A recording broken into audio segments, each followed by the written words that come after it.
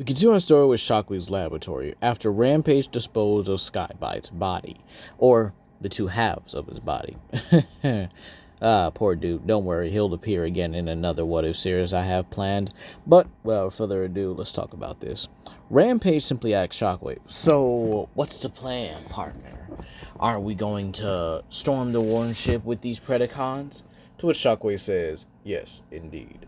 I will take over the Decepticons and utilize the opportunity to go to Earth and create more Predacons." To which Shockwave's like, yeah, okay, that sounds like a plan, but what's holding him back from activating this army fully?" To which Shockwave looks at him with a cold, well, obviously Shockwave always looks cold and stuff, but he looks at him with a more emotionless glare and simply states, "Power, more power." And this is where Shockwave snaps his fingers and sends in a horde of Insecticons. They swarm Rampage. He's able to kill a few, but again, they swarm him. They overwhelm him. And they restrain him, dragging him towards a table that Shockwave ultimately was using. And this is where Shockwave simply states, "Did you really think I would trust someone like you after you just killed your partner and one of the most loyal Decepticons?" To which Rampage is like, Shockwave, come on now. This doesn't have to be like this." To which Rampage, or Shockwave, simply states, "Of course it does." And this is where he plugs the device up to Rampage's spark and drains it completely, allowing the Predacons to awaken. Predaking, Skylings, Darksteel, Hunger, Rippersnapper, Twin Strike, Windraiser, and Blight, with other Predacons as well. Ripclaw, Laserback, Vertebrake, everyone awakens. Alright? All these Predacons are now surrounding Shockwave, not being able to really transform yet because they're not really too aware of it, just yet.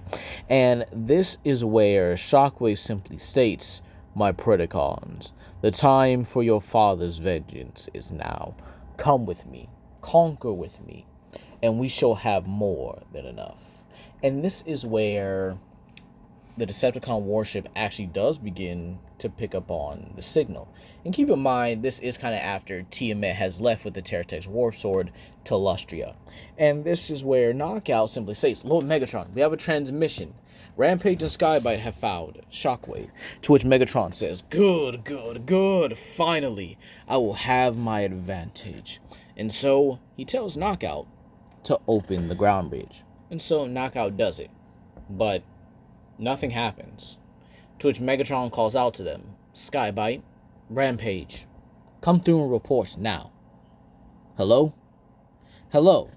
And this is where Predaking is the first to enter, followed by the rest of the Predacons, almost as in a swarm, followed by the other Insecticons as well.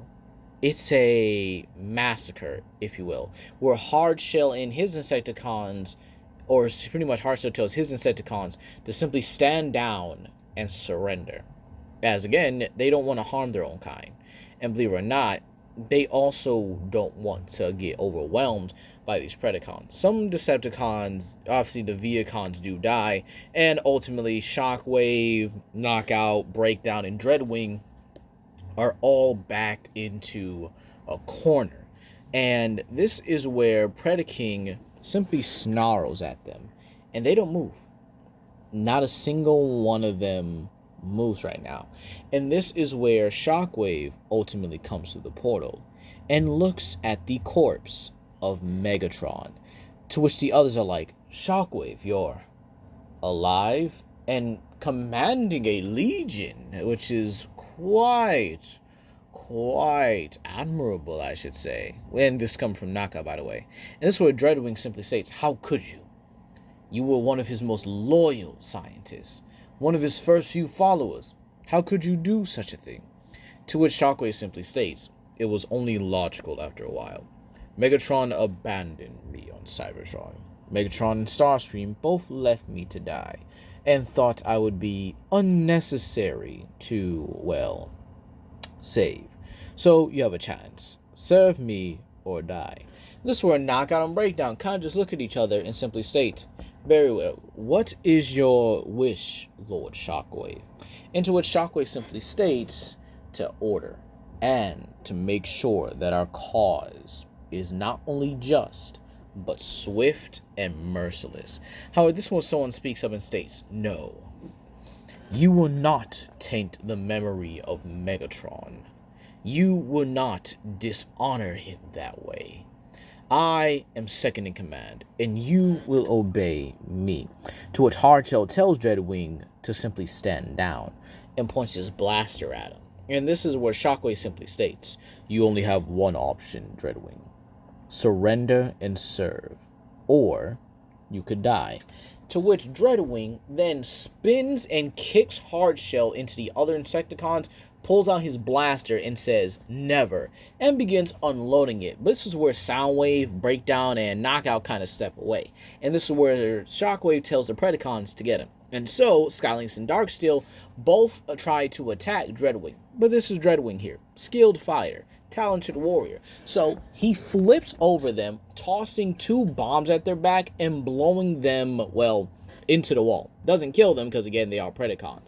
And Dreadwing transforms and flies out of the warship at incredible speeds.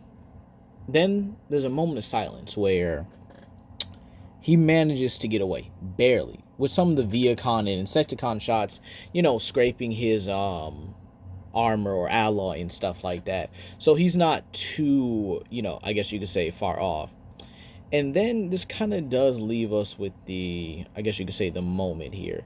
And this is where Shockwave actually realizes he's taken over and simply addresses Knockout, telling him what has happened to you over the years. And so Knockout states, yes, I'll begin to explain. So after Shockwave, kind of gets a whole explanation about the magic and stuff here, to which says magic and science in a perfect combination. Interesting. What have you found that's useful? To which Knockout does explain that they found Predacon fossils, but destroyed beyond belief by a dragon named Valerian, and pretty much explains the Autobots and how they got it. However, he does state that Mech, a former human group they had, did find something useful. And this is where Shockwave and Knockout walk into one of the rooms where Shockwave lays eyes upon the equal dragon weapon. And Shockwave simply tells Knockout to prepare his laboratory. He has work to do for his new body. And then we will pan over to a mountain range, and we see Dreadwing. He's contemplating right now. He feels a lot of emotions.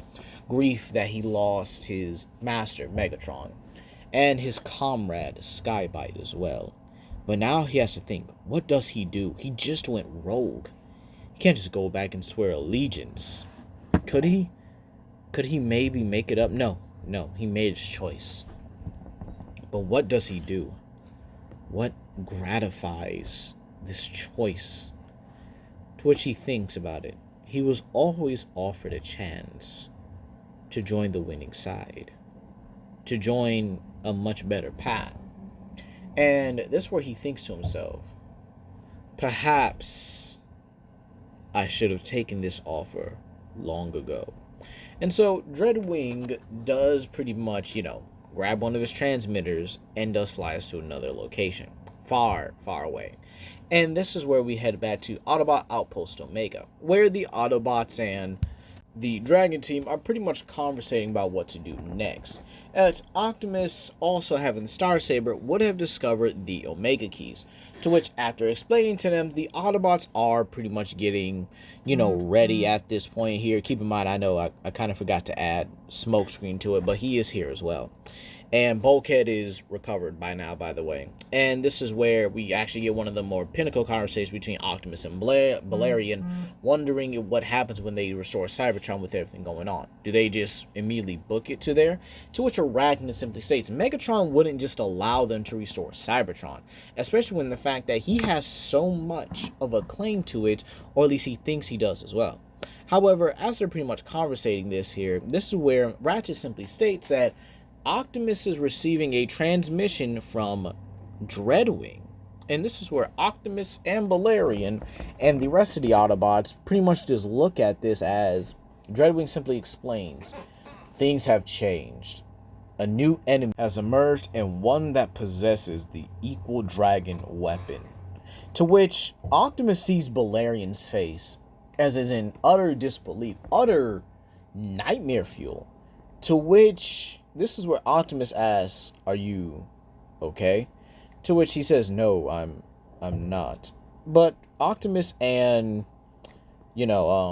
Valerian here do go out to meet Dreadwing, and Valerian wants to actually get a confirmation. Is it true that you found the Equal Dragon weapon? And Dreadwing simply states yes, even showing images of it via his own hollow projection, and the fact that, Knockout and Breakdown found it by, killing Mech and taking it from them and stuff, thanks to Naga, and now Megatron is dead. To which Optimus looks in shock, but does take a moment to mourn him. Because again, this is in character for Optimus, as again, he still respected Megatron as his brother. However, I will say this. He is not entirely upset about it. But before they can finish the conversation, Predaking arrives, having been sent by Shockwave to track down and kill Dreadwing before anything happens. However, Valerian looks at him and he gets PTSD, but not in the way that would scare somebody. He gets the one that enrages somebody. He hates Predacons. To which even Dreadwing's like, is he okay? To which Optimus simply states, nope. Nah, he's not okay. We need to step back. To which Valerian opens his wings, narrows the razor edges of them, and even opens his hurricane emitters and flies right at Predaking at such speed that, in all honesty, if this was a normal Cybertronian, they would have been cut in half by the velocity and the ferocity that is used here. Predaking and Valerian duke it out, with Valerian taking easy advantage of Predaking's lack of combat experience because he is a clone Predacon. They both clash ferociously, with Predaking being slammed into the rocky plateaus below, being sent flying and being smacked around, but he's able to retaliate and even get his own control of the battle via his own, I guess you could say, his own intelligence. And we technically get a clash of fire beams as well. However, the fight again is proving to be destructive. And Optimus even states this could only be a distraction. And even then, he does simply detect a space bridge opening at least a good distance away. To which he informs Valerian about this and simply states, "This isn't over, Predacon. Next time we meet, I will be tearing your head clean off." And he flies right back at Optimus and Dreadwing, who go through an Autobot space bridge, and Predaking simply growls at him. And, well, in all honesty, I think at that point, they now have to deal with Predacons. They know they have to. To which Optimus does go back and states that Shockwave has created a Predacon, to which they thought that was impossible because of the materials on Earth, or the remnants of Predacons being completely eradicated. However, this is where Valerian simply notes that there must have been some on Cybertron. However, we wouldn't end off here. We would end off with Predaking being, I guess you say, consulted by Shockwave.